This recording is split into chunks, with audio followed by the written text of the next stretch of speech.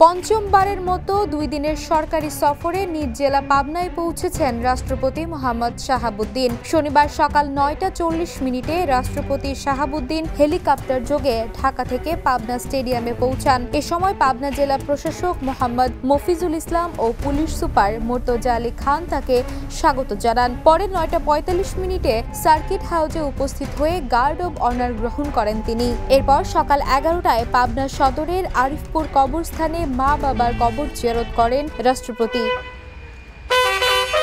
এরপর 11টা 30 মিনিটে পাবনা শহরের কালাচাঁদপাড়ার জুবলি ট্যাঙ্ক এলাকার নিজ বাড়িতে যান তিনি। সেখানে আত্মীয় স্বজন ও পরিবারের সঙ্গে সময় কাটান তিনি।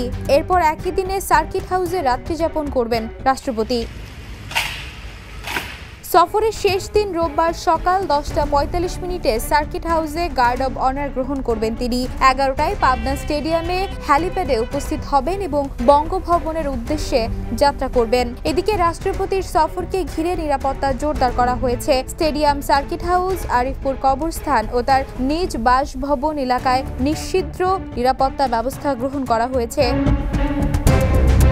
প্রসঙ্গত 5ই আগস্ট পরবর্তী সময়ে প্রায় 15 মাস পর নিজ জেলায় গেলেন রাষ্ট্রপতি শাহাবুদ্দিন। এর আগে পতিত সরকারের সময় রাষ্ট্রপতির পাবনা সফর ঘিরে সাজ রব পড়ে যেত, ব্যানার, শুভেচ্ছা, ফেস্টুন আর তোরণে ছেয়ে যেত পুরো এলাকা। কিন্তু এবার তার সফর ঘিরে জেলায় নেই কোনো ধরনের উচ্ছ্বাস। অনেকটা নীরবতা বিরাজ করছে তার সফর ঘিরে। 2023 সালের 24 এপ্রিল 22তম রাষ্ট্রপতি হিসেবে দায়িত্ব গ্রহণের পর ওই বছরে 15ই মে পাবনায় প্রথম সফরে যান তিনি। সব মিলিয়ে তিনি 4 বার পাবনা সফর করেছেন। এটি তার 5ম সফর। Desk report, the news.